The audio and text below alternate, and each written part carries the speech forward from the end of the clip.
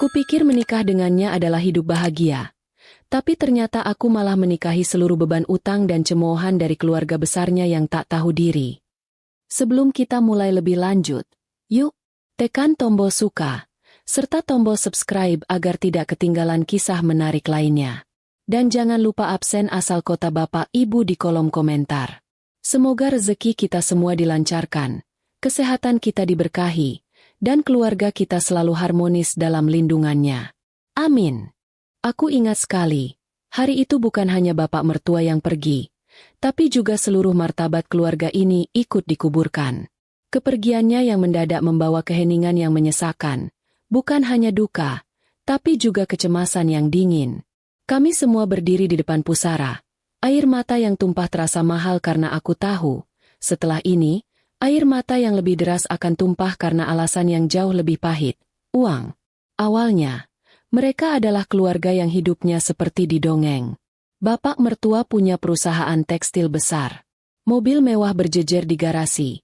Liburan ke luar negeri itu rutinitas. Dan piring di meja makan selalu dihiasi masakan mahal. Kami tinggal di rumah besar ini, seolah tak ada hari esok untuk ditakutkan. Bahkan aku, menantu yang masuk ke keluarga ini dengan latar belakang biasa saja, sempat merasa seperti ratu. Meski hanya ratu tanpa mahkota yang selalu diam dan mengangguk. Tapi siapa sangka, di balik tawa dan kemewahan itu, ada lubang besar yang menganga. Setelah 7 hari tahlilan, pengacara datang membawa berkas yang tebalnya seperti bantal. Isinya bukan warisan emas berlian, melainkan berita buruk yang menjatuhkan rahang satu keluarga. Perusahaan tekstil bapak bangkrut total. Saham-saham yang selama ini mereka banggakan, ludes, hangus, tak bersisa. Ternyata, selama ini bapak hanya sibuk menutupi borok dengan utang, memakai harta sebagai topeng agar tetap terlihat gagah di mata orang. Mertuaku, ibu, langsung lemas. 3 adik iparku, si sulung yang baru lulus tapi gaya hidupnya sudah sultan, si tengah yang kerjanya cuma selfie dan punya pacar yang aneh, serta si bungsu yang masih kuliah dengan biaya selangit, semua terdiam. Tatapan mereka kosong seperti boneka yang kehabisan baterai.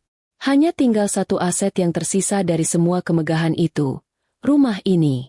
Rumah besar yang sekarang terasa sempit dan pengap karena menyimpan terlalu banyak kebohongan. Di tengah kekacauan itu, suamiku adalah satu-satunya orang yang tidak terkejut, tapi paling tertekan. Jauh sebelum bapak meninggal, suamiku sudah sering mendengar bisik-bisik soal kerugian perusahaan. Dia sudah mencium bau busuk ini dari lama. Tapi dia diam, menghormati bapak dan sibuk membangun karirnya sendiri sebagai seorang pegawai di perusahaan logistik yang gajinya. Ya ampun, cuma cukup untuk kami berdua, itu pun pas-pasan. Saat itulah aku menyadari, gelar, hama, yang kusematkan pada keluarga ini bukan sekadar julukan, tapi sebuah takdir. Tiba-tiba, semua mata tertuju pada suamiku. Mereka tidak lagi melihatnya sebagai anak laki-laki yang bekerja jauh dari perusahaan keluarga. Mereka melihatnya sebagai dompet yang bisa dibuka kapan saja. Suamiku berubah status, dari anak yang mandiri, menjadi ATM berjalan yang wajib menghidupi seluruh keluarga, termasuk ibunya yang baru saja kehilangan tahta dan 3 adiknya yang kehilangan arah. Kondisi ini ibarat kapal mewah yang tenggelam, tapi cuma menyisakan satu skoci kecil. Dan di skoci itu, ada 6 orang yang berebut tempat, padahal dayungnya cuma 1, dipegang suamiku. Aku cuma bisa melihat pemandangan ini dengan hati yang mencelos. Rasanya ingin sekali aku menarik tangan suamiku, membawanya kabur dari rumah besar yang berubah jadi penjara ini. Awalnya, ibu mertua masih berusaha menunjukkan taringnya sebagai nyonya rumah. Dia masih meminta ini itu, mencoba bersikap seolah keadaan baik-baik saja, berharap keajaiban datang dan mengembalikan kekayaan mereka. Dia lupa, uang kas di rekeningnya sudah seperti saldo di kartu tol, habis tak bersisa. Permintaannya hanya disambut wajah kaku suamiku, yang kini harus memutar otak membagi gaji UMR-nya untuk 6 mulut dewasa. Lucunya, adik-adik ipar juga tidak sadar diri. Mereka masih nongkrong di kafe, masih ingin membeli barang-barang branded, dan sibuk merengek pada suamiku seolah dia punya pohon uang di belakang rumah. Si bungsu, dengan polosnya, meminta suamiku melunasi biaya kuliahnya yang selangit. tanpa tahu bahwa uang kas suamiku sudah lebih tipis daripada kulit bawang. Ya Tuhan, aku ingin tertawa keras melihat betapa tidak relasinya mereka dengan kenyataan. Tapi suasana rumah terlalu suram untuk sekadar tersenyum. Malam-malam setelah bapak meninggal, rumah ini dipenuhi suara cekcok pelan. Suamiku dan ibu mertua berdebat soal biaya. Suamiku berusaha keras menjelaskan bahwa gaji kecilnya takkan cukup untuk membiayai gaya hidup mewah yang sudah menjadi tradisi di rumah ini. Ibu mertua menangis, mengatakan suamiku tidak berbakti, tidak seperti bapaknya yang dulu bisa memberinya segalanya. Aku hanya bisa mendengarkan dari kamar, menahan diri untuk tidak ikut campur. Aku tahu, ini baru permulaan dari neraka kecil kami. Hari-hari berikutnya, keadaan semakin jelas. Piring-piring mahal mulai diganti piring biasa. Makanan mewah diganti tempe dan sayur. Bukan perubahan yang menyakitkan bagiku yang memang sudah terbiasa hidup sederhana. Tapi bagi mereka, ini adalah penghinaan kosmis. Di mataku, suamiku saat itu adalah pahlawan yang sayangnya memakai baju zirah dari kertas. Dia kuat, dia setia, dia pekerja keras. Tapi bebannya terlalu berat. Dia harus menanggung bukan hanya duka, tapi juga harapan dan kebutuhan orang-orang yang selama ini tidak pernah menghargainya, dan celakanya, tidak menghargai aku juga. Aku hanya bisa memeluknya erat setiap malam, tahu bahwa di luar sana, ia harus kembali menjadi benteng yang siap menerima serbuan dari keluarganya sendiri. Babak pertama telah usai, dan yang kurasakan adalah dingin yang menusuk tulang, dinginnya kebangkrutan yang mematikan kehangatan keluarga. Setelah semua drama air mata dan berkas bangkrut itu, hidup di rumah ini berubah menjadi simulasi bertahan hidup yang mengerikan. Rumah besar kami yang tadinya selalu ramai dengan gelak tawa pamer kekayaan, kini diselimuti aura tegang, seolah kami sedang menunggu gempa susulan. Aku dan suamiku menjadi pusat gravitasi baru. Bukan karena kami kaya, justru karena kami satu-satunya yang masih punya penghasilan. Suamiku, yang gajinya dulunya cuma uang jajan di mata bapak mertua, kini resmi naik tahta jadi pundak utama keluarga. Bayangkan, gajinya sebagai manajer level menengah di perusahaan logistik, yang kalau dihitung-hitung hanya cukup untuk mencicil motor, tiba-tiba harus menanggung biaya hidup 5 orang dewasa yang tidak tahu cara berhemat. Ini seperti menyuruh seekor semut menarik gerobak gajah. Hal yang paling membuatku jengkel adalah bagaimana mereka dengan cepat beradaptasi menjadi parasit. Mereka tidak pernah mempertanyakan, bagaimana kami bisa membantu. Yang ada di kepala mereka hanyalah, bagaimana ini akan kami nikmati. Mertuaku, ibu, masih saja mengomel soal makanan yang tidak seenak dulu. Adik ipar sulung masih sibuk mencari tas tiruan yang kualitasnya mirip asli agar tetap terlihat berkelas di sosial media.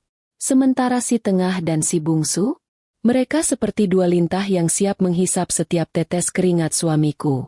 Aku masih ingat momen ketika suamiku duduk di ruang tengah, menyusun anggaran bulanan.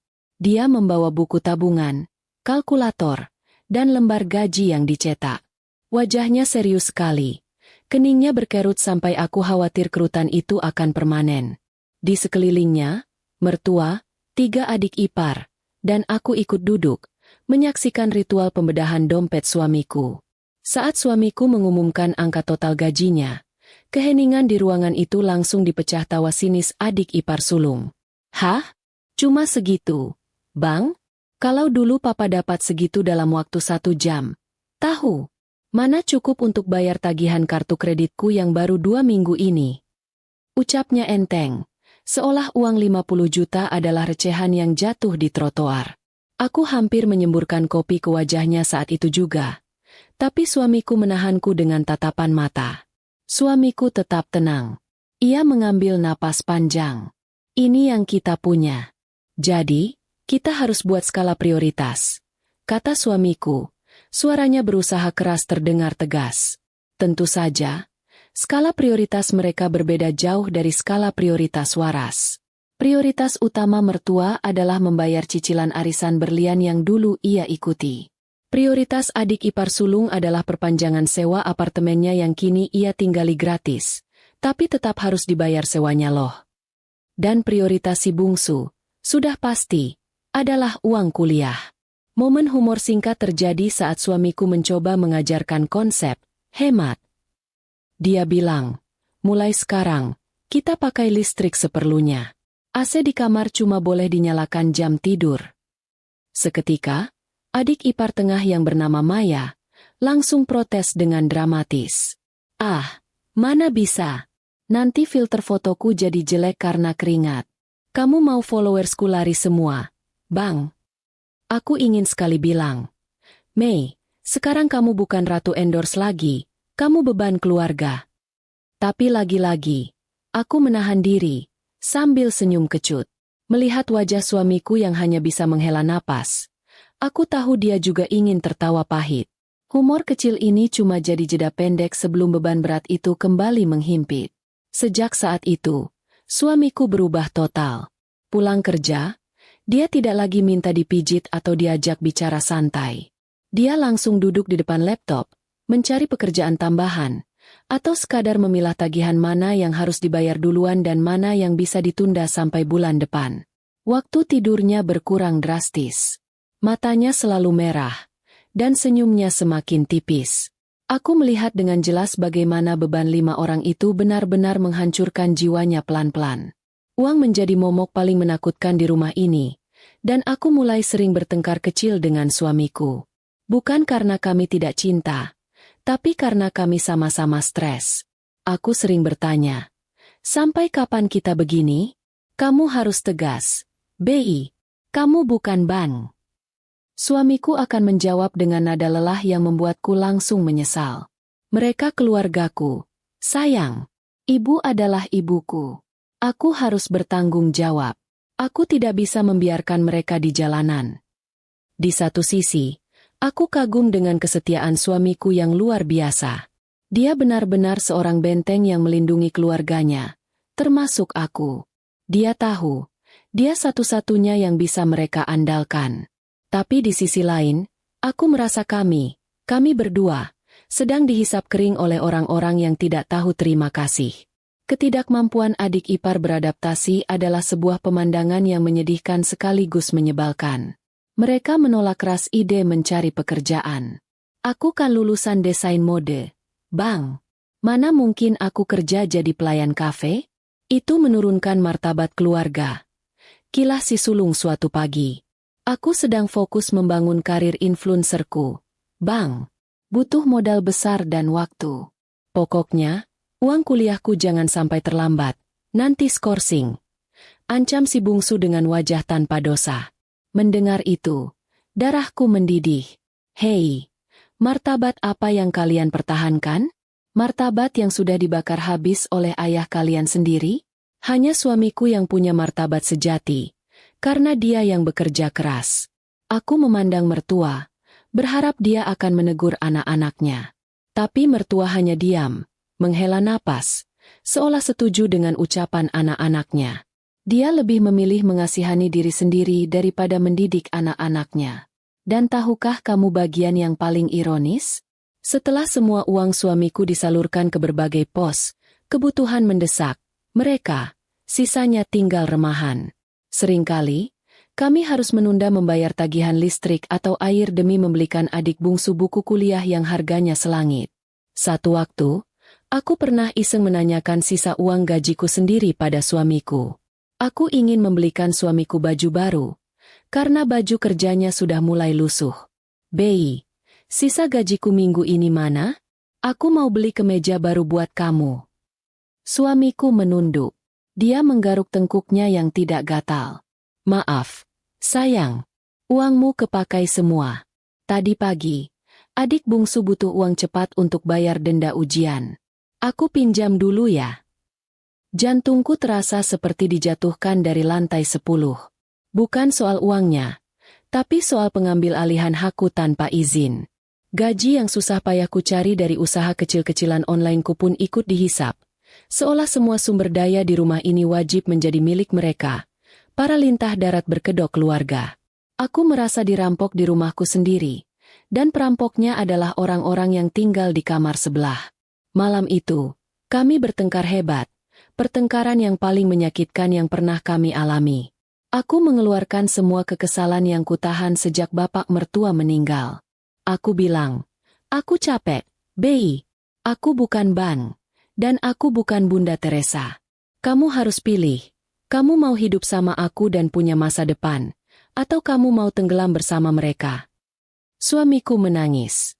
Dia tidak membentak, tidak menyalahkan. Dia hanya menangis. Aku minta maaf. Sayang. Aku janji. Ini yang terakhir. Aku akan bicara keras pada mereka besok. Air mata suamiku benar-benar meluluhkan amarahku. Aku tahu, dia melakukan ini bukan karena bodoh, tapi karena rasa tanggung jawabnya terlalu besar. Dia tidak punya pilihan, karena kalau dia lepas tangan, keluarganya benar-benar akan hancur. Aku memeluknya, sambil diam-diam menyimpan janji dalam hati. Aku akan menunggumu, Bei.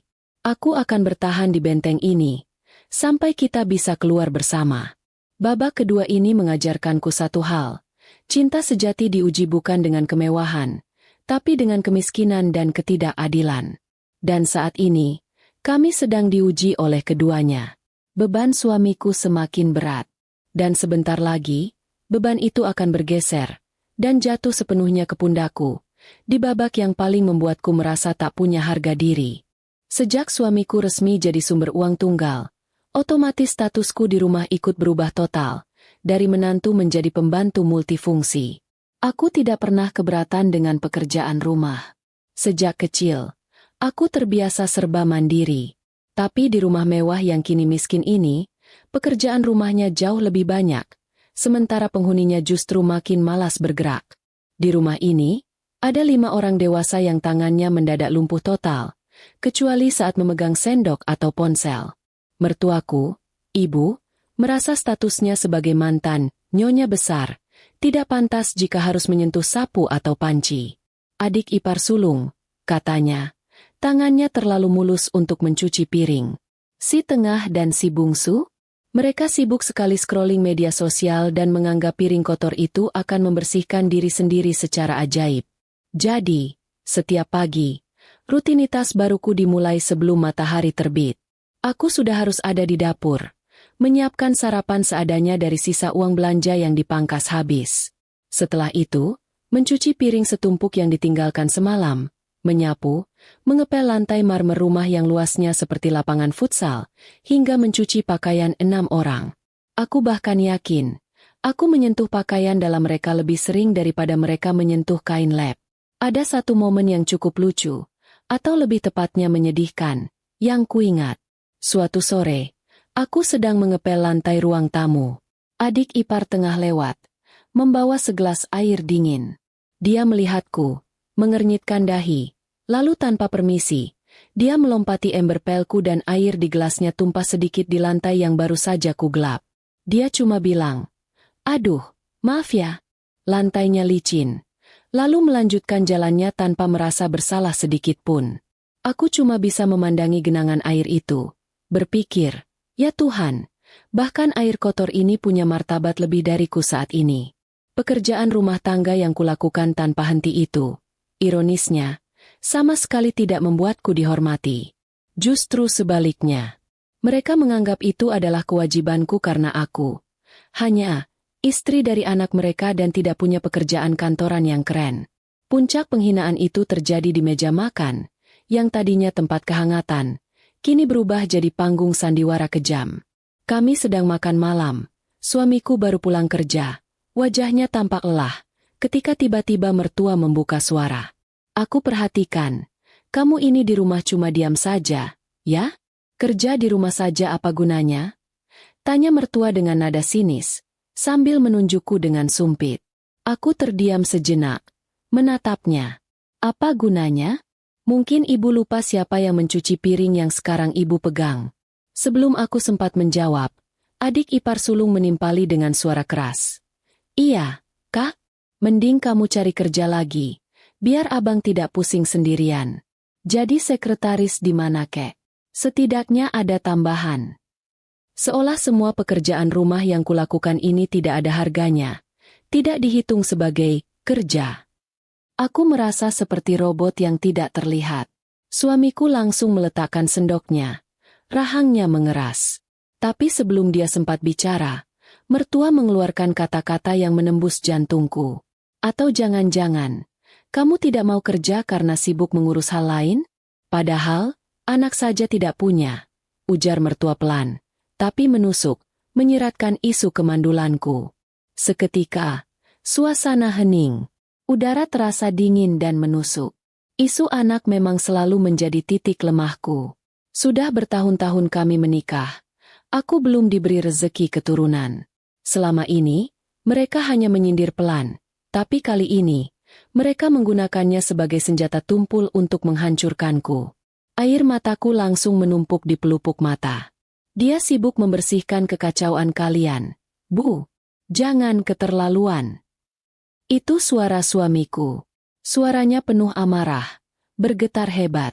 Dia langsung berdiri, membanting kursi sedikit ke belakang. Aku tahu, ia benar-benar marah. Dia adalah bentengku, dan dia selalu siap melindungiku, bahkan dari ibunya sendiri. Perdebatan sengit pun tak terhindarkan. Suamiku mulai menghitung satu persatu apa saja yang kukerjakan di rumah itu. Dari cucian hingga masakan. Dari kebun kecil hingga mengurus tagihan yang ia serahkan padaku. Mertua tetap membela diri, mengatakan itu adalah tugas istri. Adik-adik ipar berbisik-bisik, menertawakan betapa lemahnya suamiku karena membela istri yang mandul. Aku berusaha menenangkan suamiku, meski hatiku remuk. Aku menarik tangannya pelan. Sudah, Bei, tidak apa-apa. Aku baik-baik saja. Padahal, aku tidak baik-baik saja. Aku hanya tidak ingin suamiku, yang sudah sangat lelah menanggung beban ekonomi, harus menambah beban emosi. Setelah pertengkaran itu, suamiku menarikku ke kamar. Dia memelukku erat, meminta maaf berkali-kali atas kekejaman keluarganya. Aku hanya bisa menangis di dadanya. Aku tahu, cinta kami kuat, tapi rumah ini sudah menjadi tempat yang paling tidak aman untuk kami berdua. Tapi, tahukah kamu bagian humor kecil yang kuambil dari penderitaan ini? Setelah malam itu, adik ipar sulung yang tadinya anti kerja, akhirnya tergerak mencari pekerjaan. Bukan karena dia sadar, tapi karena dia kehabisan uang untuk membeli kuota internet. Dia melamar sebagai penjaga toko pakaian, dan tentu saja, dia mengeluh setiap hari. Bayangkan, Kak, aku harus berdiri 8 jam. Kaki ini rasanya mau copot. Rengeknya padaku. Aku hanya tersenyum sambil mencuci kain pel. Selamat datang di dunia nyata. Adikku, setidaknya kamu dibayar. Aku bahkan tidak dapat ucapan terima kasih. Humor itu membantu aku bertahan, memberiku jeda kecil dari rasa sakit hati yang terus-menerus. Meskipun begitu, hinaan tentang kemandulan itu terus berulang, menjadi senjata favorit mereka. Setiap kali suamiku menolak permintaan uang mereka akan melirikku dengan sinis dan mengatakan, ya wajar saja dia pelit, hartanya cuma untuk berdua. Tidak ada anak yang harus dibiayai. Aku tahu, ini adalah harga yang harus kubayar karena mencintai laki-laki yang punya keluarga parasit. Aku tetap bertahan, diam-diam mengumpulkan kekuatan dan kesabaran, karena aku percaya, benteng sekuat apapun, pasti akan roboh jika dipukul terus-menerus. Dan saat benteng suamiku roboh, aku harus siap menjadi sandaran, sekaligus penyelamat, untuk rencana pelarian kami dari neraka ini. Setiap kali aku pikir penderitaanku sudah mencapai puncak, ternyata ada lantai neraka yang baru. Setelah isu finansial dan drama penghinaan pekerjaan rumah, masalah baru datang. Kali ini mengancam satu-satunya atap yang kami miliki, sertifikat rumah ini. Ancaman ini dibawa oleh si bungsu, anak paling manja yang otaknya dipenuhi teori, bukan logika. Adik ipar bungsu, sebut saja Rian, adalah spesialis dalam menciptakan drama utang yang tidak masuk akal. Dia kuliah di jurusan mahal, dengan biaya semesteran yang bisa dipakai untuk membeli motor bekas. Selama ini, biaya itu selalu ditanggung perusahaan bapak mertua. Setelah perusahaan bangkrut, beban itu jelas jatuh ke pundak suamiku, yang harus memangkas pengeluarannya sampai ke tulang. Awalnya, suamiku masih bisa menutup utang kuliah Rian dengan mencicil, sambil mengorbankan tabungan darurat kami. Aku sudah mengingatkan suamiku berkali-kali. Bei, bilang ke Rian, pindah saja ke kampus negeri yang biayanya lebih murah. Realistis sedikit. Tapi suamiku selalu menjawab, sebentar lagi dia lulus, sayang. Tanggung. Biar dia cepat dapat kerja dan bisa ganti semua uang kita. Tentu saja. Janji adalah tinggal janji. Rian tidak menunjukkan tanda-tanda kesadaran. Sampai suatu pagi, wajah mertuaku, ibu, pucat pasi seperti mayat kedinginan. Ia memanggil kami berdua ke ruang tengah. Tangannya gemetar memegang sebuah amplop coklat tebal. Sertifikat rumah kita hilang. Bisik ibu, nyaris tanpa suara. Seluruh badanku langsung dingin. Itu adalah kalimat terburuk yang pernah kudengar di rumah ini. Sertifikat itu bukan sekadar kertas. Itu adalah jaminan terakhir kami untuk tidak tidur di jalanan. Suamiku langsung melompat dari kursi. Hilang bagaimana? Bu? Ibu taruh di mana? Tanyanya. Suaranya sudah dipenuhi kepanikan yang murni. Mertua menangis tersedu-sedu. Akhirnya mengakui dosa terbesarnya. Ternyata, biaya kuliah Rian tidak hanya menunggak, tapi sudah menjeratnya dengan utang besar ke pihak bank. Rian, tanpa sepengetahuan siapapun, atau setidaknya, begitu pengakuan mertua, telah membujuk mertua untuk menggunakan sertifikat rumah sebagai agunan pinjaman bank.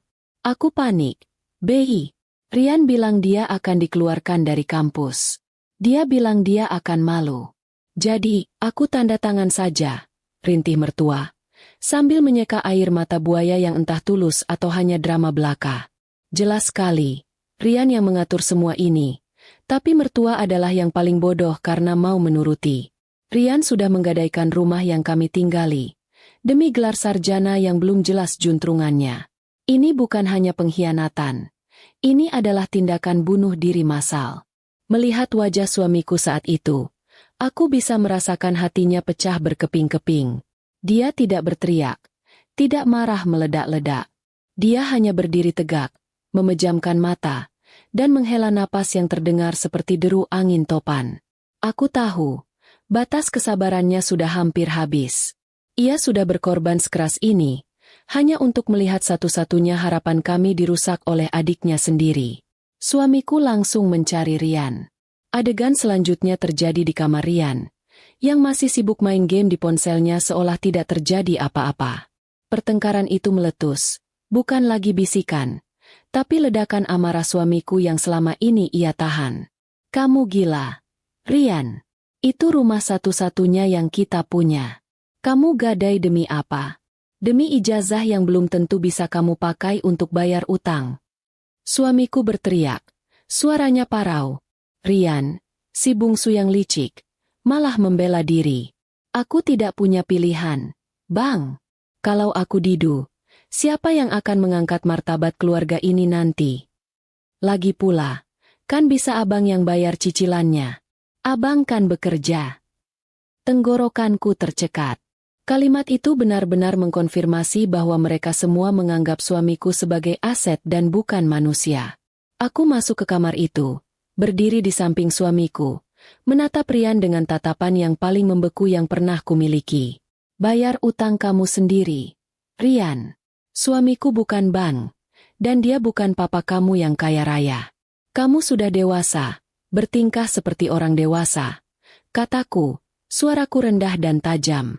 Ini adalah kali pertama aku berani angkat suara sekeras itu di depan adik ipar. Rian terkejut, tapi tak gentar. Dia malah membalas dengan senyum menghina. Oh, lihat siapa yang bicara. Coba kalau kamu kasih abang anak, pasti abang tidak akan sefokus ini pada uang. Uang kan bisa dicari, beda sama anak. Aku terdiam. Serangan itu lagi. Senjata kemandulan itu selalu efektif melumpuhkanku. Suamiku langsung mendorongku ke belakangnya, menjadi bentengku lagi. Dia menatap adiknya penuh jijik. Jangan pernah bicara seperti itu lagi padanya. Rian, urusanmu dengan aku. Dan dengar baik-baik, sertifikat itu akan kutebus. Tapi setelah itu, kamu harus keluar dari rumah ini. Ancaman pengusiran itu sungguh serius. Rian terdiam. Mertua, yang berdiri di ambang pintu, langsung menangis histeris, memeluk Rian. Drama itu sungguh membuatku muak. Malam itu, suamiku tidak tidur. Dia menghabiskan waktu di teras belakang, merokok tanpa henti, menghitung sisa tabungannya, dan mencoba mencari cara untuk melunasi utang ribuan kali lipat dari gajinya, agar rumah itu tidak disita bank. Aku duduk di sampingnya, memegang bahunya. Kita pasti bisa, Bei. Kita jual saja mobil tua kita. Ya? Kita bayar utang itu. Lalu kita kabur dari sini. Suamiku menoleh padaku. Matanya lelah, tapi penuh cinta. Aku tidak mau menjual satu-satunya peninggalan bapak yang bukan berupa utang. Aku akan cari cara lain. Aku tidak akan biarkan kamu kehilangan rumah, sayang. Aku tahu, dia melakukan ini bukan untuk keluarganya, tapi untuk menjaga harga dirinya dan melindungi aku. Dia tahu, rumah adalah harta yang paling penting bagi kami yang tidak punya keturunan. Rumah adalah istana kami. Jeda humor, sedikit gelap, muncul ketika aku melihat adik ipar sulung, yang katanya sudah bekerja, memposting keluhan di media sosial.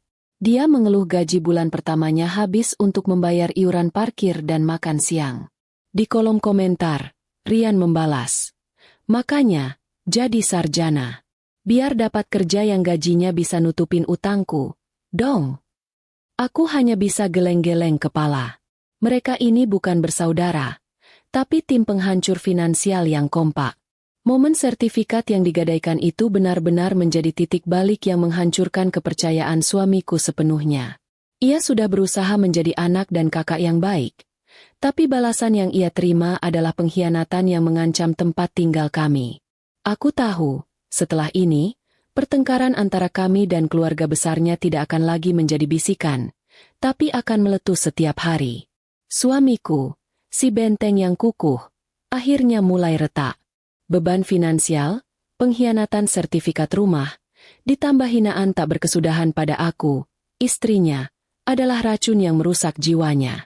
Setelah tahu rumah kami digadaikan demi utang Rian, ia tidak lagi bersikap sabar dan tenang. Ia berubah menjadi singa yang siap menerkam siapa saja yang mengusik sarangnya. Dulu, kami hanya bertengkar pelan di kamar. Sekarang, ruang tengah adalah arena pertarungan verbal kami sehari-hari. Semua berawal dari hal-hal kecil, sepele, tapi dipicu oleh frustrasi yang menumpuk selama berbulan-bulan. Contohnya, soal makanan. Aku berusaha keras membuat masakan enak dengan anggaran super minim. Suatu siang, aku masak ayam opor sisa kemarin, tapi kuahnya kental dan enak. Adik ipar sulung mencicipi sedikit, lalu langsung mendorong piringnya dengan ekspresi jijik. "Kenapa sih masakannya selalu begini terus? Dulu mama selalu pesan catering dari hotel bintang 5. Aku bosan, Kak."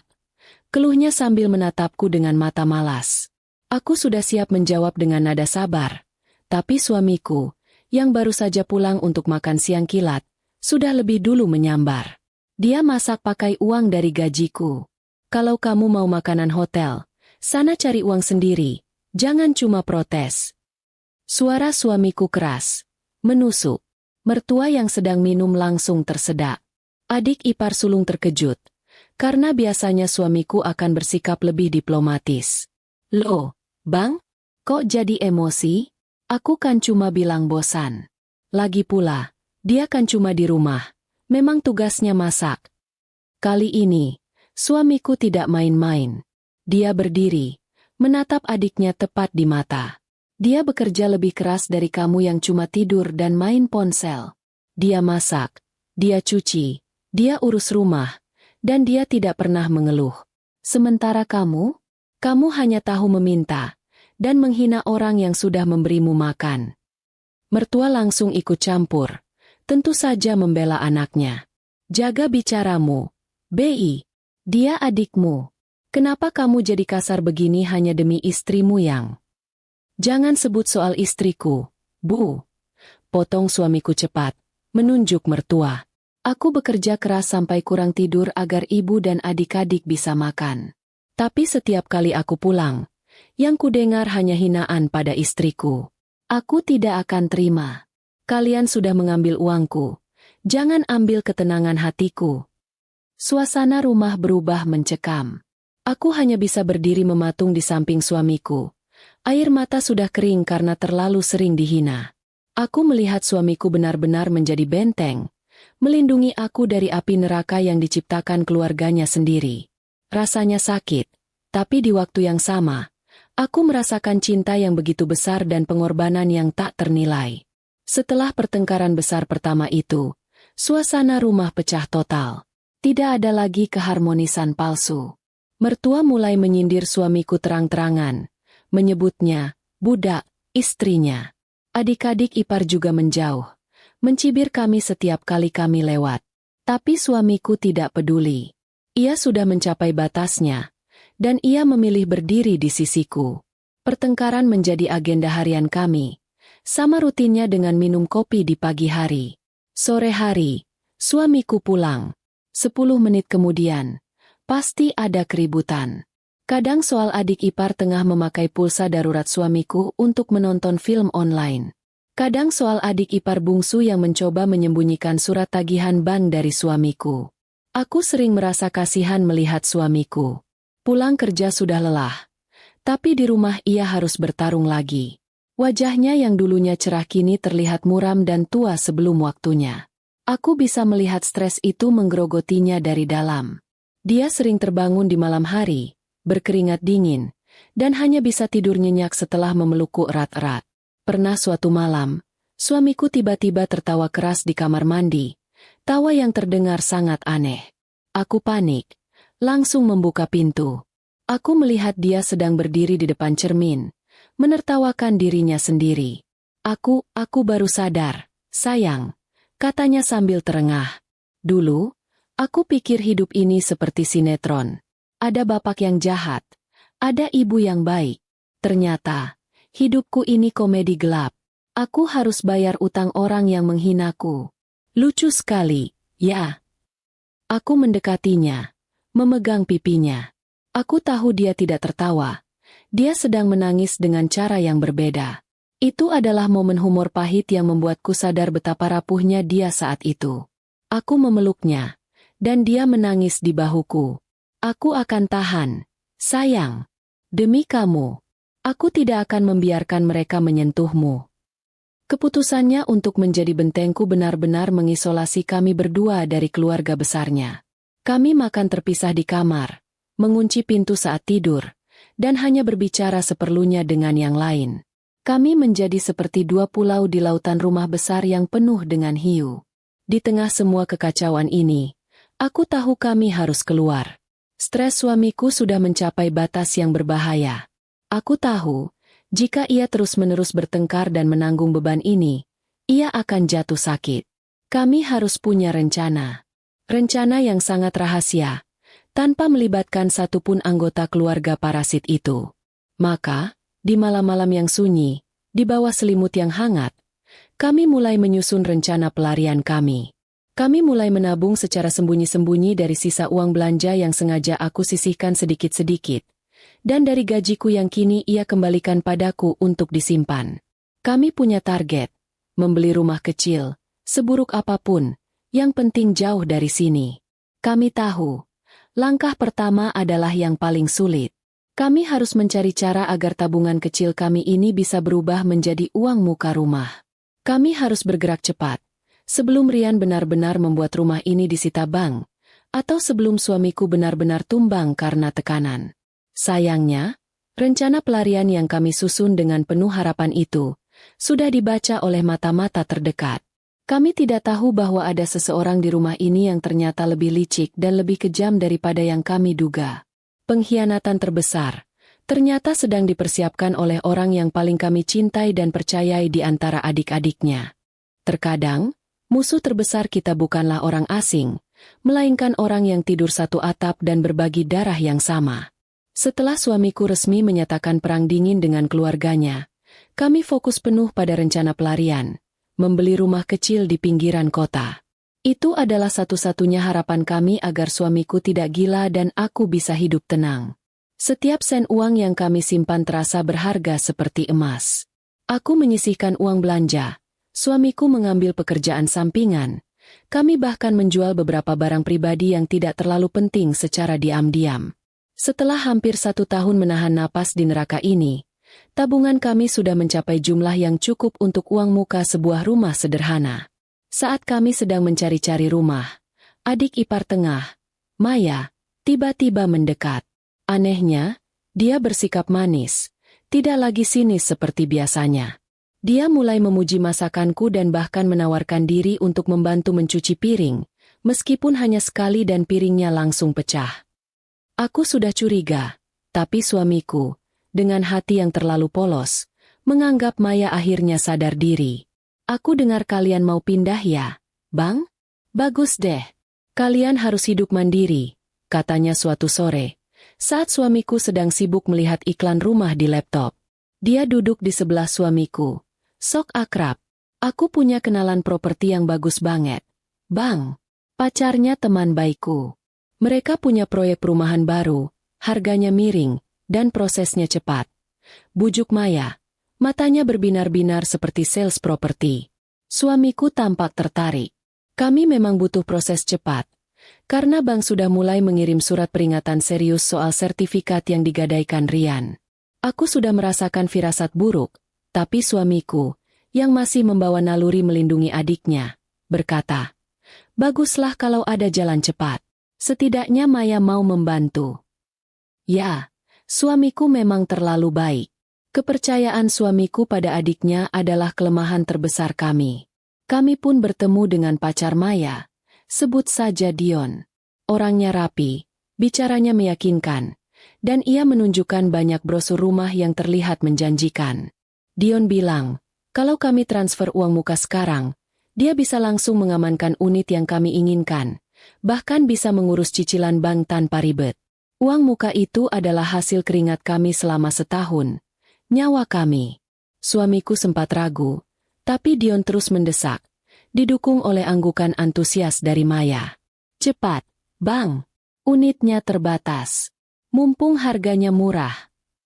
Malam itu, setelah berdoa panjang, suamiku mengambil keputusan. Dia percaya pada adiknya. Dia percaya pada Dion. Kami pun mentransfer semua uang tabungan itu ke rekening yang diberikan Dion. Uang itu, yang seharusnya menjadi kunci kebebasan kami, lenyap dalam sekejap. Seminggu berlalu, janji Dion untuk mengurus berkas tidak pernah terpenuhi. Teleponnya sulit dihubungi, dan setiap kali suamiku menanyakan kabar, jawabannya selalu sama. Sedang diproses, tunggu saja. Kecurigaan berubah menjadi kepanikan. Suamiku mulai mendatangi kantor properti yang dicantumkan Dion di brosur.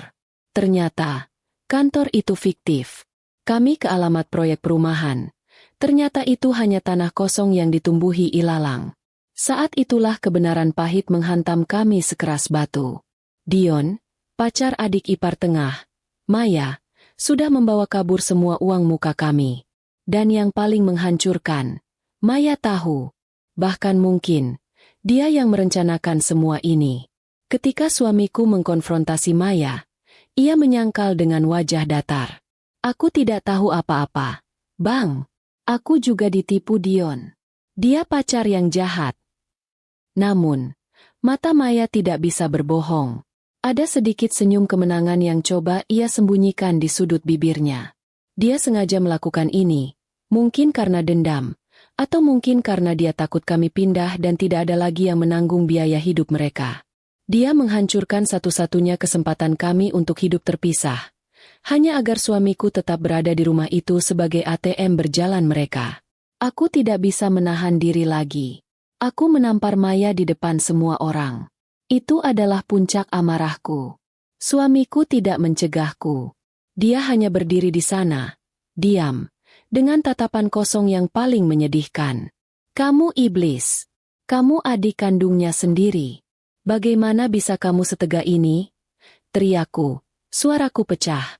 Mertua, yang menyaksikan adegan itu, bukannya membela kami, malah membela Maya. Sudah, jangan menyalahkan anakku. Mungkin uangmu memang tidak berkah, makanya hilang.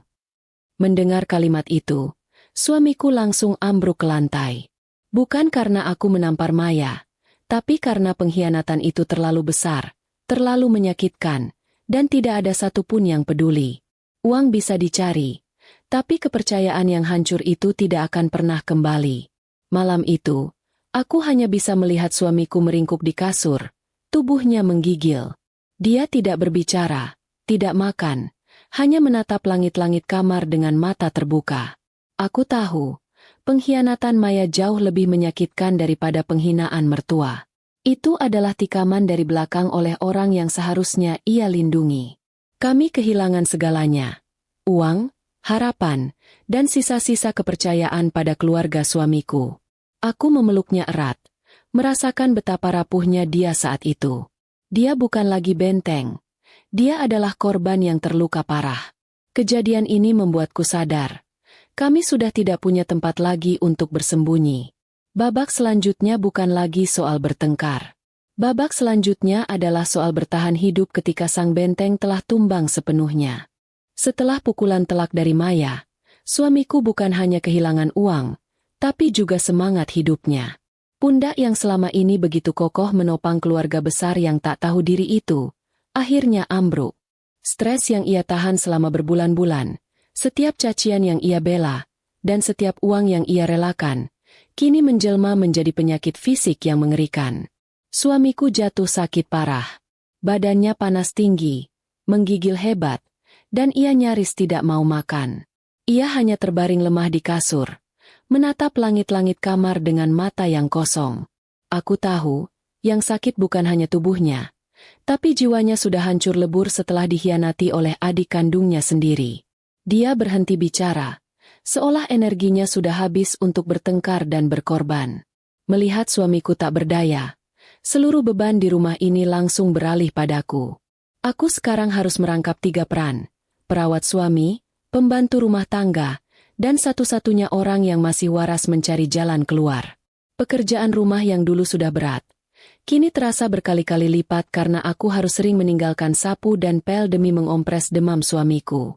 Di tengah kekacauan itu, mertua dan adik-adik ipar tidak menunjukkan simpati sedikit pun. Mereka justru melihat sakitnya suamiku sebagai alasan untuk mengeluh lebih keras. Makanannya tidak enak, dingin, dan rumah kotor sekali. Suami kamu sakit, tapi bukan berarti kamu bisa bermalas-malasan, kan?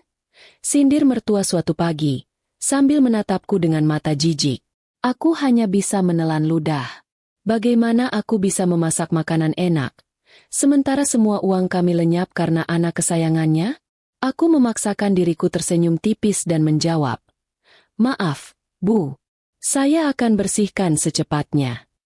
Pemandangan paling menyakitkan adalah melihat adik-adik ipar datang ke kamar suamiku, bukan untuk memberi semangat, melainkan untuk menyalahkan aku.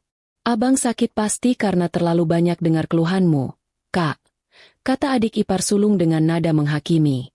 "Coba kalau kamu lebih nurut, abang pasti sehat. Lagi pula, dia sakit begini kan jadi tidak bisa bayar utangku." Aku ingin sekali berteriak, "Betapa piciknya kalian. Suamiku sakit karena kalian menguras tenaganya, merampas uangnya, dan menghancurkan mimpinya." Tapi aku menahan diri. Aku tidak bisa bertengkar. Aku harus hemat energi untuk merawat suamiku. Aku harus jadi tiang, karena bentengku sudah roboh. Aku hanya tersenyum dingin dan bilang, "Tolong tinggalkan abang sendirian. Dia butuh istirahat." Momen humor, yang sangat gelap, muncul saat mertua meminta aku untuk mencari dukun, atau orang pintar, untuk menyembuhkan suamiku. "Pasti suamimu kena santet dari saingan bisnis papanya dulu. Coba cari yang bisa mengusir roh jahat," desak mertua.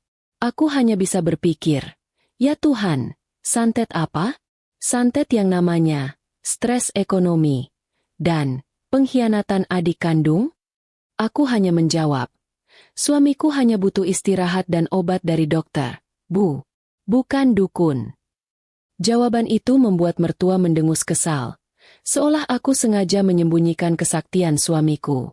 Selama berminggu-minggu, kamar kami menjadi dunia yang terisolasi. Aku merawat suamiku dengan segenap hati, memberinya obat, mengusap keringatnya, dan membisikkan janji bahwa kami akan keluar dari rumah ini, apapun yang terjadi. Aku tidur di sofa di sebelah tempat tidurnya, selalu siaga. Perlahan, suamiku mulai pulih, tapi ia tidak kembali menjadi dirinya yang dulu. Ia menjadi lebih pendiam, matanya kehilangan kilau. Ia masih mencintaiku, itu pasti. Ia masih memegang tanganku erat-erat, seolah aku satu-satunya jangkar yang ia miliki. Tapi kini, dia adalah benteng yang rusak, yang harus aku topang agar tidak jatuh. Aku tahu, kami tidak punya waktu lagi untuk meratapi nasib. Kami harus segera bangkit dan menyusun rencana baru. Kami harus pindah, entah bagaimana caranya, sebelum kemarahan dan kekejaman keluarga ini benar-benar membunuh suamiku. Aku mulai menjual perhiasan imitasi yang kubeli dulu, mengumpulkan uang receh, dan menghubungi kenalan lama, mencari peluang pinjaman yang sangat kecil. Di tengah perjuangan kami untuk bangkit dari kehancuran ini, nasib menunjukkan tangannya. Tiba-tiba, pusat kekejaman di rumah ini, mertuaku, ibu, jatuh sakit. Bukan sakit biasa, tapi sakit parah yang membuatnya terbaring tak berdaya. Aku tahu, babak kami sudah selesai, dan panggung sekarang beralih ke karma yang datang tanpa diundang. Ternyata, karma itu nyata, dan dia datang dengan ambulans. Setelah semua drama keuangan, utang yang digadaikan, dan penghinaan yang tak henti-henti, giliran mertuaku, ibu, yang kini terbaring tak berdaya. Penyakitnya datang mendadak, serius, dan membuatnya membutuhkan perawatan total di rumah. Aku melihatnya, dan dalam hati aku hanya bisa berpikir, ya Tuhan, roda itu berputar, dan dia menabrak ibu mertua. Ironi terbesar di rumah ini adalah, orang yang paling kejam padaku, kini membutuhkan aku lebih dari siapapun. Mertuaku, yang selama ini selalu menganggapku mandul dan pembantu tak berguna, kini hanya bisa bergantung padaku untuk semua kebutuhannya, mulai dari makan, mandi, bahkan ke kamar mandi. Adik-adik ipar yang lain? Mereka menghilang seperti hantu saat ada pekerjaan kotor yang harus dilakukan. Aku masih ingat hari pertama mertua pulang dari rumah sakit. Bau obat-obatan dan disinfektan langsung memenuhi rumah besar itu. Mertua ditempatkan di kamar utama. Adik ipar sulung hanya melongok dari pintu, lalu mundur dengan alasan, "Aku tidak tahan bau orang sakit, nanti aku tertular." Adik ipar tengah, Maya, sibuk video call dengan teman-temannya, berpura-pura tidak mendengar. Dan Rian, si bungsu, sedang sibuk melarikan diri dari telepon penagih utang. Maka, di ambang pintu kamar mertua, aku kembali mengambil peran baruku, perawat berhati malaikat, atau setidaknya, perawat yang sangat sabar. Suamiku sudah kembali bekerja, ia harus mencari uang mati-matian untuk membayar utang rumah dan biaya obat mertua yang mahal. Dia memandangku dengan mata penuh rasa bersalah. "Sayang, kamu tidak harus melakukannya. Kita bisa sewa perawat dari luar," bisik suamiku. Aku menggeleng. Kita tidak punya uang untuk perawat, Bei. Dan lihatlah, tidak ada orang lain di rumah ini yang peduli.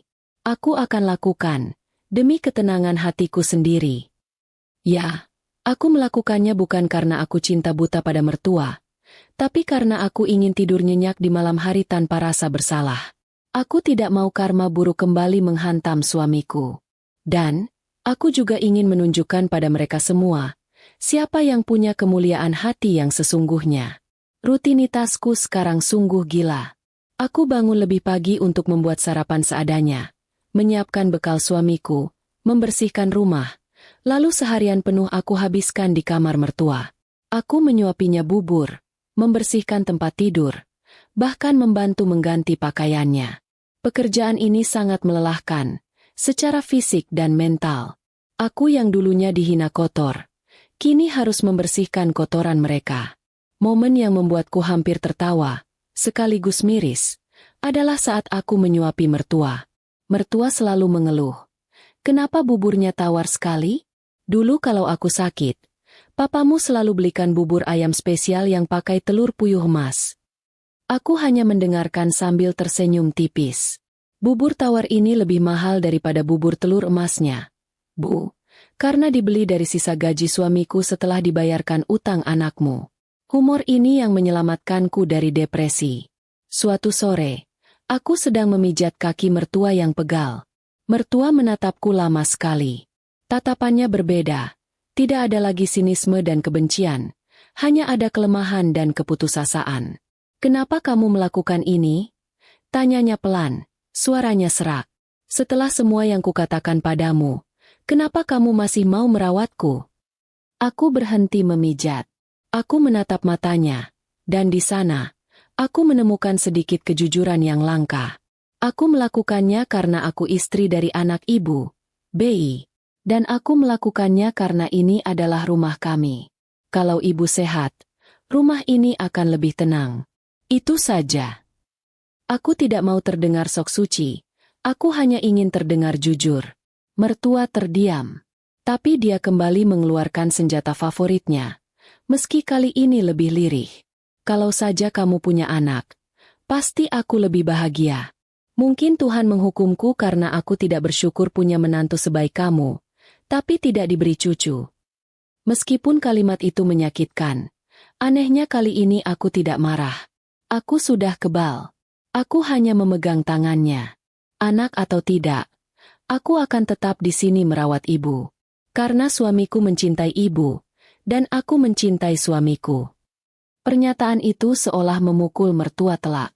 Setelah itu, dia tidak pernah lagi menyinggung soal kemandulan. Bahkan, kadang dia mencoba berterima kasih dengan susah payah. Adik-adik ipar yang lain? Mereka masih menjadi hama. Hanya hama yang lebih cemas. Mereka cemas kalau mertua meninggal. Siapa yang akan menjadi tameng mereka dari suamiku? Mereka cemas siapa yang akan mencarikan uang untuk mereka. Mereka hanya datang sebentar, menanyakan warisan, padahal warisannya cuma utang. Lalu pergi lagi. Satu waktu, aku pernah meminta adik ipar sulung untuk menjaga ibu sebentar. Karena aku harus membeli obat. Adik ipar sulung mengangguk. Ketika aku kembali 1 jam kemudian, ia sedang tertidur pulas di sofa. Sementara ibu mertua sudah kedinginan karena selimutnya jatuh ke lantai dan ia tidak bisa mengambilnya. Aku hanya menghela napas panjang. Mereka benar-benar tidak bisa diandalkan. Berbulan-bulan aku menjalankan peran ganda ini. Aku menjadi jembatan antara suamiku dan ibunya yang sakit. Aku menyampaikan pesan, membujuk mertua untuk minum obat, dan meredakan ketegangan di antara mereka. Aku merasa sangat lelah, badanku kurus, tapi hatiku perlahan-lahan mengeras dan menjadi kebal. Aku tahu, kesabaranku ini adalah investasi. Investasi untuk kebebasan kami. Setiap hari aku merawatnya, aku semakin yakin bahwa setelah ini semua selesai, aku tidak punya utang batin lagi pada keluarga ini. Aku sudah memberikan segalanya. Uang, tenaga, dan hati. Kondisi mertua bukannya membaik, malah semakin memburuk. Dokter sudah angkat tangan. Malam-malam terakhir di rumah itu terasa sangat panjang. Aku dan suamiku bergantian menjaganya. Adik-adik ipar hanya datang sebentar, menangis drama sebentar, lalu pergi lagi. Mereka mungkin takut melihat kematian dari dekat. Hingga satu malam yang sunyi, di kamar utama, mertua memanggilku. Hanya ada aku dan dia. "Aku minta maaf," bisiknya. Suaranya nyaris hilang. "Aku minta maaf atas semua yang kukatakan padamu. Kamu menantu yang baik. Sangat baik." Air mataku tumpah, bukan karena haru, tapi karena kelelahan emosi yang teramat sangat. Aku memegang tangannya yang dingin. "Iya, Bu. Aku sudah memaafkan." Beberapa jam setelah permintaan maaf tulus, atau mungkin hanya penyesalan di detik terakhir, itu, mertuaku meninggal. Kepergiannya membawa keheningan yang berbeda dari kepergian suaminya dulu. Kali ini, keheningan itu terasa seperti napas lega yang panjang bagi kami berdua. Tidak ada lagi sindiran, tidak ada lagi tuntutan, tidak ada lagi beban moral untuk merawat.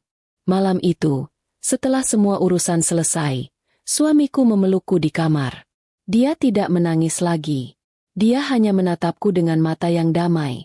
Untuk pertama kalinya setelah bertahun-tahun. "Kita bebas. Sayang. Kita bebas," bisiknya. Kepergian mertua adalah akhir dari babak paling menyakitkan kami, dan awal dari janji kebebasan kami yang sesungguhnya. Benteng yang runtuh itu akan kami tinggalkan, dan kami akan membangun istana kami sendiri, jauh dari cengkeraman keluarga parasit itu. Kematian mertua adalah sebuah gerbang. Gerbang menuju kebebasan yang selama ini kami dambakan. Gerbang yang membuat udara di rumah ini terasa 5 kali lebih segar. Setelah upacara pemakaman selesai, kami tidak lagi membuang waktu. Suamiku dan aku saling berpandangan, dan di mata kami, ada kesepakatan diam. Ini saatnya. Tentu saja, kepergian mertua tidak menghentikan drama adik-adik ipar. Mereka sibuk meratapi nasib, bukan karena kehilangan ibu, tapi karena kehilangan tameng dan sumber kenyamanan. Mereka langsung panik mencari tahu soal aset yang tersisa. Astaga, aku sudah bilang, asetnya cuma utang dan sertifikat gadai. Mereka mencoba membongkar laci mertua, mencari perhiasan, mencari polis asuransi. Mereka lupa, kalau ada aset, sudah pasti bapak mertua tidak akan bangkrut. Melihat kelakuan mereka, suamiku hanya bisa menggelengkan kepala. Kini tanpa amarah, hanya rasa lelah yang mendalam. Suamiku memanggil mereka bertiga ke ruang tamu, kali ini dengan nada yang benar-benar dingin dan resmi. Dia menjelaskan semua yang perlu mereka ketahui, termasuk status rumah yang sedang di ujung tanduk karena ulah Rian. Aku sudah berusaha melunasi sebagian utang yang bisa kuselamatkan, demi ibu. Tapi aku sudah tidak sanggup lagi menanggung kalian semua. Kata suamiku, suaranya tenang, tegas, tanpa emosi. Aku dan istriku akan pindah. Kalian harus mulai hidup sendiri. Reaksi mereka? Tentu saja histeris. Tapi histeris yang berbasis ego, bukan kesedihan. Pindah? Abang mau meninggalkan kami? Lalu kami makan apa? Siapa yang bayar kuliahku? Teriak Rian, si bungsu yang licik itu. Kamu tega membiarkan kami tinggal di rumah yang digadaikan ini, Bang? Kamu mau kami jadi gelandangan? Timpal Maya, si pengkhianat. Dan yang paling lucu, adik ipar sulung menangis sambil memegang kemeja suamiku. Kamu kan anak sulung, Bang. Tanggung jawabmu pada keluarga. Kalau kamu pergi, martabat keluarga ini mau ditaruh di mana? Aku hampir menyela. Martabat? Martabat kalian sudah lama dijual untuk beli kuota internet, Mas. Tapi suamiku menahan tanganku dan menjawab adiknya dengan sebuah kalimat yang menusuk. Martabatku ada pada usahaku, bukan pada kekayaan yang sudah hancur. Aku sudah menanggung kalian berbulan-bulan. Sekarang giliran kalian yang bertanggung jawab atas hidup kalian sendiri. Suamiku tidak meminta izin. Dia mengumumkan keputusan. Dalam waktu seminggu, kami harus pergi. Kami sudah menyewa sebuah kontrakan kecil di pinggiran kota. Letaknya jauh sekali, sengaja agar mereka tidak bisa melacak atau datang tiba-tiba. Uang muka kontrakan itu kami dapat dari menjual beberapa barang elektronik lama kami dan sisa tabungan receh yang aku kumpulkan selama merawat mertua. Momen humor muncul saat proses pengepakan. Aku hanya mengemas barang-barang kami berdua. Adik-adik ipar melihatku. Kak, kamu tidak mau packing barangku juga? Barang-barangku banyak, loh. Pinta Maya dengan wajah memelas. Aku menatapnya sambil melipat selimut lusuhku. Aku hanya mengepak barangku. Mei, aku bukan lagi pembantumu. Tugas packing itu sama seperti tugas mencari uang, harus dilakukan sendiri. Raut wajah Maya langsung cemberut, dan dia kembali sibuk dengan ponselnya. Aku hanya bisa tersenyum puas. Itu adalah salah satu kemenangan kecil yang kuraih. Hari kepindahan kami adalah hari yang emosional, tapi anehnya, penuh ketenangan. Kami tidak punya banyak barang. Satu mobil pick-up kecil sudah cukup memuat semua barang-barang berharga kami. Ketika kami melangkah keluar dari pintu rumah besar itu, rumah yang menjadi penjara dan medan perang kami, aku merasakan beban bertahun-tahun langsung terlepas dari bahuku. Aku menoleh ke belakang, melihat rumah itu untuk terakhir kalinya. Di teras, adik-adik ipar berdiri, menatap kami dengan tatapan penuh kebencian dan keputusasaan. Mereka tidak mengucapkan selamat tinggal, mereka mengucapkan kutukan. Kamu akan menyesal pergi dari sini, Bang. Kamu akan kesulitan, ancam Rian. Suamiku hanya tersenyum tipis, Senyum pertama yang benar-benar jujur yang kulihat darinya sejak lama. Dia menggenggam tanganku erat, seolah menyalurkan seluruh kekuatannya kepadaku. Aku tidak akan menyesal. Karena kesulitan terbesarku sudah kulewati di dalam rumah ini, jawab suamiku. Lalu ia menarikku masuk ke mobil. Perjalanan ke kontrakan baru kami terasa seperti perjalanan menuju surga. Kami menyanyi lagu-lagu lama, kami tertawa. Kami bahkan sempat berhenti di pinggir jalan hanya untuk membeli es kelapa muda dan menikmatinya tanpa takut ada yang minta jatah. Itu adalah kebahagiaan sederhana yang kami rindukan. Aku memandang suamiku. Wajahnya yang lelah sudah mulai berseri lagi. Kontrakan kami sangat kecil. Jauh lebih kecil dari kamar tidur kami dulu. Dapur sempit, kamar mandi seadanya, dan dindingnya pun tipis. Tapi bagi kami, itu adalah istana. Itu adalah tempat di mana kami bisa mencuci piring, dan piring itu adalah milik kami sendiri. Itu adalah tempat di mana kami bisa tidur tanpa khawatir ada yang datang meminta uang. Malam pertama kami di rumah baru adalah malam yang paling damai dalam hidup kami. Kami makan malam sederhana, nasi, telur dadar, dan sambal terasi, lalu duduk di lantai, bersandar di dinding. Suamiku memelukku dan berbisik, "Terima kasih, sayang. Terima kasih sudah bertahan bersamaku. Kamu pahlawanku." Aku menangis, tapi ini adalah air mata bahagia. Kita sudah melewati badai, BI. Sekarang, kita mulai dari nol. Benar-benar nol. Tentu, adik-adik ipar sempat mencoba menghubungi kami, beberapa minggu setelah kami pindah. Mereka mencoba meminta uang, beralasan rumah itu benar-benar akan disita bank, dan mereka kelaparan. Tapi suamiku sudah berubah. Dia tidak marah. Dia hanya membalas pesan mereka dengan singkat dan padat. "Kalian sudah dewasa. Belajarlah bertanggung jawab. Kalian tidak lagi bisa bergantung padaku." Keputusan untuk meninggalkan mereka bukan keputusan mudah. Tapi itu adalah keputusan yang menyelamatkan pernikahan dan kewarasan suamiku. Kami membiarkan mereka menghadapi konsekuensi dari perbuatan mereka sendiri. Kami membiarkan mereka merasakan pahitnya hidup yang harus dicari, bukan diminta. Kami membiarkan mereka menjadi mandiri, dengan cara yang paling menyakitkan. Babak baru kami dimulai dengan piring yang dicuci sendiri, kasur yang sempit, dan dompet yang tipis, tapi penuh dengan cinta, kedamaian, dan harapan yang tulus. Kami tidak lagi takut pada tagihan, karena tagihan itu adalah milik kami, dan kami sanggup membayarnya. Kami tidak lagi takut pada cemoohan, karena tidak ada lagi yang bisa mencemooh kami. Kebebasan itu, rasanya mahal, tapi sungguh tak ternilai harganya. 7 tahun. 7 tahun sudah kami tinggalkan neraka besar itu. Dan tahukah kamu rasanya? Rasanya seperti bangun dari mimpi buruk yang sangat panjang, lalu menemukan dirimu berada di sebuah pagi yang cerah, ditemani secangkir kopi hangat. Kehidupan kami sekarang, meskipun jauh dari kata mewah menurut standar dunia, adalah kemewahan yang tak ternilai harganya bagi aku dan suamiku. Kami menyebutnya kemewahan ketenangan. Kontrakan kecil di pinggiran kota itu hanya bertahan 2 tahun. Tapi ia menjadi saksi bisu kebangkitan kami. Di sana, suamiku menemukan kembali dirinya. Dia tidak lagi pemarah atau mudah tersinggung. Energi yang dulu ia habiskan untuk membela dan memberi, kini ia salurkan sepenuhnya untuk karir dan masa depan kami. Aku melihatnya bertumbuh, bukan lagi sebagai ATM berjalan, tapi sebagai pemimpin sejati dalam keluarga kecil kami. Lucunya, yang paling sulit kami hilangkan adalah kebiasaan mengunci pintu kamar rapat-rapat saat malam tiba. Bahkan di kontrakan, dan kini di rumah kecil kami sendiri, refleks mengunci pintu itu masih ada. Aku sering tertawa sendiri. Untuk apa kita takut, Bei? Hama itu sudah jauh.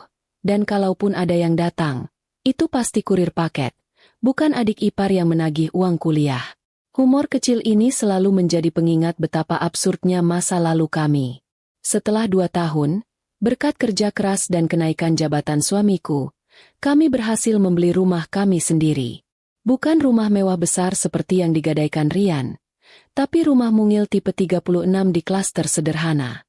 Sertifikatnya bersih, atas nama kami berdua, dan dinding-dindingnya tidak menyimpan bisikan penghinaan, hanya tawa kami.